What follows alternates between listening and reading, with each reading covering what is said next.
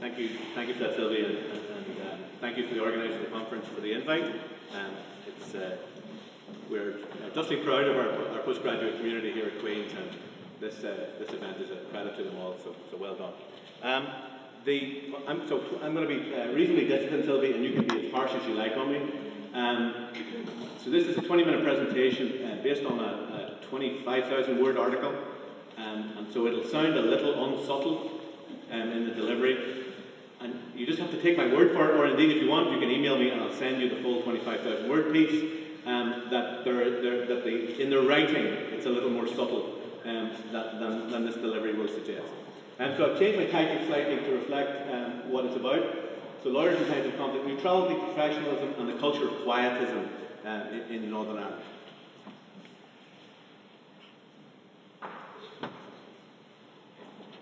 I see where you went wrong, Richard. It's the up-down button on this screen isn't entirely clear. Press right. Got it. Okay. The background to this paper was some work that I started almost 10 years ago, actually, with a former colleague, Stephen Livingston. And we were interested in the impact that human rights discourses had on the legal culture in Northern Ireland, both historically and as the transition was taking shape. And we conducted interviews with a range of judges, barristers, solicitors, and others. We did a lot of archival work, particularly around the Civil Rights Campaign and other historical events. And as Sylvie said there, this project has then led to another project, a comparative project, which I'm in the middle of doing right now. The point of this paper, basically, is to put it in context, the kind of human rights defenders that Richard was so eloquently speaking about. The point that I want to make is that sometimes, and by definition, many of these people are heroes, by definition, by what they do. But the point that I want to make is that often people who are self-evidently heroes are actually swimming against the tide within their own profession. People who would be eulogized in any other profession are viewed in some conflicted context as troublemakers, as people who are upsetting the apple cart, as political lawyers. And so, in that context, they are marginalised and they don't receive the support from their colleagues within the legal community that one might expect. And that was one of our key findings in the Northern Ireland context, and something we were very interested in. Don't worry, there's a lot of theoretical stuff in this article. I'm going to do 30 seconds on the theoretical stuff. Okay. In putting a theoretical framework about what went on here over the conflict, rather than simply describe the role that lawyers played, the article that this paper is drawn from is called What Did Lawyers Do During the War? I looked at literature from political science, which is called historical institutionalism. And it's basically the way institutions emerge, the history of institutions. That literature charts the relationship between individuals and the institution themselves, the broader culture within which they work. And basically, this is obvious, but in a small place like Northern Ireland, personalities matter. You know, the personality of your Lord Chief Justice, the personality of your President of the Law Society, of your Bar Council matters. They shape what goes on. This literature avoids the assumption that things are inevitably going to get better. Because for a long period in the Northern Ireland conflict, things didn't get better. The assumption that there's a weak view of history, that things will inevitably progress. Well, that wasn't necessarily the case. And this literature looks at timing. Timing in history, like comedy, is everything. And in particular, it's provided me with a useful, when you're trying to organise a huge amount of historical data, you need to find conceptually clear ways of summing it up. And this literature provided that to me, which was the notion of critical junctures, right? Critical junctures are essentially key moments in the history of a particular jurisdiction, or indeed the history of a particular institution. And people who work within any institution will be able to, off the top of their heads, name 3 or 4, here are key moments in the history of our institution, and if you look close enough at those key moments, then you see inside the soul of the machine. Right? It's how people deal with these kind of key moments of history that allows you. So instead of having to describe each and every event in the legal history of what lawyers got up to here, I was able to pull out a number of key moments and look at what they did. Okay? The other bit of theoretical literature, the obvious one, is the sociology of legal professions. It's a very rich literature on this. One of the things that interests me, I'm not going to spend too much time on it, is the notion of arrogance. I know you'll be shocked to think about this, but some lawyers are actually a little bit arrogant, right? I know Richard Nutting said, I know, it shocked me too, Richard, when I found this out. There's something within the strain of our professionalisation that makes us a tiny little bit arrogant. And that, that's just fun sociologically, but actually when you look at the issue of marginalisation of human rights defenders, it has more serious connotations than that, the arrogance that goes on. There's a rich literature within the sociology of the legal profession on the notion of cause lawyering, and basically these are lawyers who are avowedly political about what they do. And historically this would have been, in the States, it would have been more left-wing progressive style lawyering. Actually now in this literature we see a lot of quite rightist orientated, so we have right-wing cause lawyers on right to bear arms in the States, on the abortion question, on all kinds of things. So basically there are right and left versions of cause lawyering. Now, the final theoretical aspect of this paper is about legal culture. What is legal culture? Well, the legal culture of any jurisdiction are the underlying traits, the forms of knowledge, the mores, the values, the unarticulated premises, which are culturally and historically ingrained in the professional discourse and the outlook. This is what it means to be a lawyer in a particular context.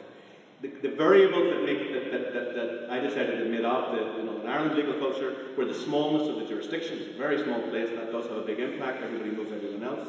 The conflict, obviously, and the divided nature of the society, and the two primary religious and political blocs, the relationship between those primary religious blocs and the state, and the relationship which lawyers have to navigate around that, and the durability of legal positivism. And this is something that I have to acknowledge.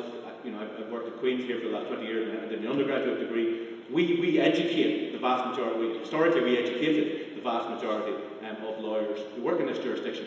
We have some responsibility to bear for the versions of professionalism that emerge in the jurisdiction as a result. So the key moments that I drew upon to explore the soul of the machine, if you like, to explore the mores, values, and so forth of legal culture, were the civil rights the era of the civil rights campaign and the introduction of internment. And in the article I characterised that as failed mobilisation. The introduction and embedding of emergency legislation, which is already referred to the Diplock process, so the normalisation of emergency legislation and the way that lawyers navigated around that. And Richard's already flagged these, but the murders of Pat Finucane and Rosemary Nelson, and also a judicial review that was taken by now Mr. Justice Tracy and my colleague Barry McDonald on the oath that was required for people to become a QC in the jurisdiction.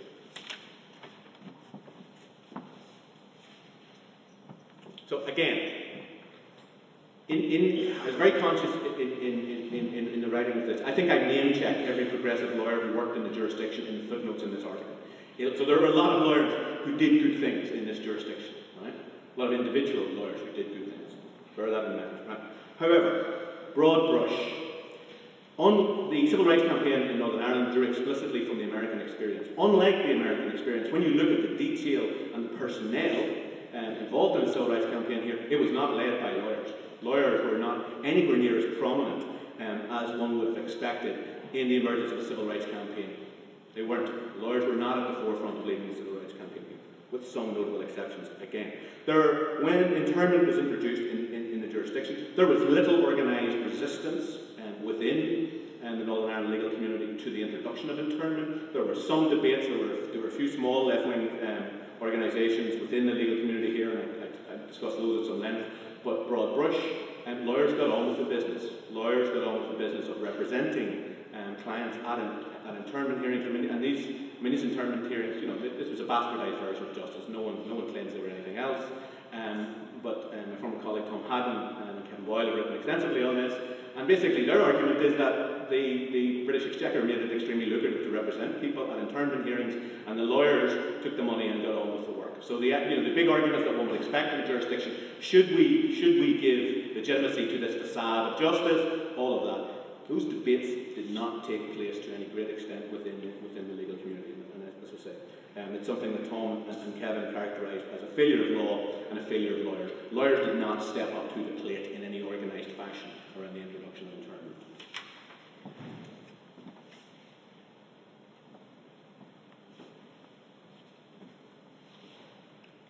On the issue of the introduction of the Diplock system, again we see the same thing. We see the lack of an organised, with notable exceptions, there are some small left-wing organisations that emerge at different stages over the period of the operation of the Diplock system. But by and large, lawyers get on with it. They get on with it, and it's important to say, and provide excellent technical lawyering to their clients. They represent their clients very effectively. One of the reasons at the local level why the Supergrass system fell apart was excellent representation by lawyers representing their clients, driving their coaching horses through the unreliable evidence of the people who were given evidence and so forth. And another important point, which Richard was hinting at, is that when we look quite closely at one of the things that helped in terms of progressive interventions here were interventions by lawyers, lawyer organisations from across the water. So the Haldane Society did a lot of work, but other lawyers organisations began to discuss and critique the operation of the Supergrass system in particular. And again, broad brush, but the argument that I make in the paper is that our local judiciary were embarrassed that these discussions were happening in the legal community, inverted commas, on the mainland, and that actually that had a greater impact than some of the critical discourse that were happening from the smaller leftist organisations within Northern Ireland. But again, the point I'm making is lawyers provided technical excellence in the courtroom in defending their clients, but not mobilisation beyond that. Not going on BBC as Richard was talking about, not saying this is an outrage, this is not justice, these Diplock systems and so on. That was not part of the broad brush again. That was not part of the notion of professionalism and that's what a lawyer should do. Your job is to represent your client. Your job is to represent your client to the best of your abilities, not to be involved in politics, not to be involved in that, at least in that style of politics. And during the 1980s, and again, with some notable exceptions, we have the emergence of the principal local human rights NGO, the Committee on Administration of Justice. There are some lawyers involved in it. Actually, the majority are peace activists. They're not coming from. It is not dominated by some of the lawyers are actually present who were around at the time. But it's not lawyers who are dominating this. It is not a lawyer-led organisation. In the main, it's a broader civil society organisation than that. And I know, having interviewed some of them. I've been at CHA myself for 20 years. Having interviewed some of the people who were around historically, it was hard work getting lawyers involved. You'd be asking lawyers to come along to events, to speak at events, and sometimes, apart from the usual suspects, the people who were actually on your committee or whatever, but actually reaching out to the broader legal community was hard graft for the CHA, for the Principal Human Rights NGO. Right, how am I doing for time, Sylvie?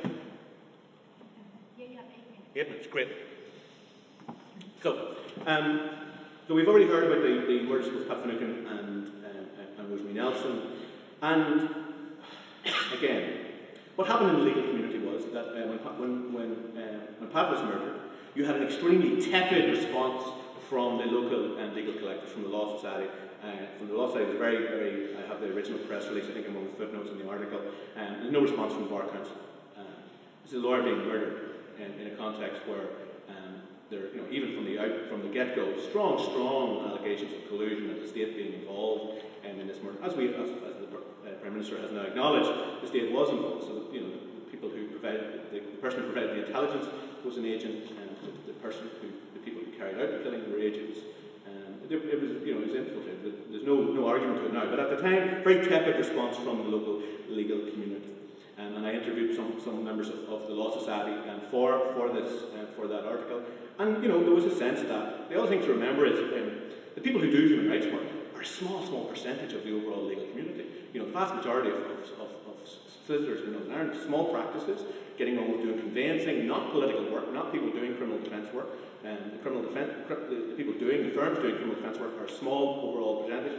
And often, having interviewed them, the majority of the people who were doing that kind of work, they felt they were banging their heads off a brick wall trying to get the Law Society to engage. And what you had, again, there's a lot more detail in the paper itself, but what you had was lots of international condemnation of both the Law Society and the Bar Council for not stepping up, local, and they were embarrassed by a lot of critical international commentary from NGOs and so forth for not stepping up, and calling for a public inquiry into Pat Finucane's death. And then you have a similar issue arising around Rosemary's case as well. What ultimately happens in this is that an extraordinary general, after some progressive forces within the Law Society, managed to get enough names on signature to get an extraordinary general meeting called of the Law Society. It's held in the Europa Hotel, and ultimately results in a vote. I think it's one of the biggest attended meetings ever of the legal community here, and against in the face of opposition from the leadership of the Law Society, managed to get a motion passed calling for an independent public inquiry into the murder of both Pat and Rosemary. And it's a kind of key moment in the history of the jurisdiction at this stage where people are mobilised to that extent. It's in a context after the ceasefires, so the politics are different. And what's interesting I've interviewed quite a lot of lawyers who were present at that EGM, is that the nature of the discourse, very important the nature of the discourse at that meeting, these were legal arguments that people were presenting. They were legal arguments. It wasn't, people deliberately, those who were trying to get the EGM to vote this through, they argued like lawyers. They argued about international standards, about protection of lawyers and so forth. They didn't go to the politics, and actually deliberately they chose people from the Protestant community to make some of the arguments about why this was an important thing to do. So it was lawyers able to handle the politics of a very difficult moment, of a very difficult aspect, in a legal fashion. Part of the fear, part of the culture of quietism that grew in this place was this will be highly divisive. This will break down on the sectarian head count, and we're best just not discuss these matters. Actually, lawyers are very capable of discussing these matters in lawyerly terms. It's what we do, present arguments and make reasoned arguments. So that culture of quietism was broken basically by that extraordinary general meeting. Right. If you want, I can talk about the judicial review actually on the oath of allegiance later. So,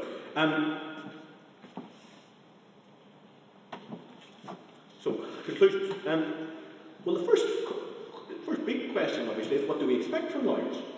I mean, there's a quote I used I think it's in the final subsection of that article, where it's an interview with a senior lawyer who says to me, "What did you expect? They're lawyers." And I thought that's a really good question. What do we expect from lawyers? Is it part of your job, your professional responsibility, to be a human rights activist, to be out there mobilising in favour of the rule of law, or is it your job to represent your client in the courtroom? I mean, those are very different versions of professionalism, very different notions of what your job is. So I'm going to throw that out there. What is the job of a lawyer in conflicted times? Represent your client to the best of your ability, or do you have other additional responsibilities as a lawyer?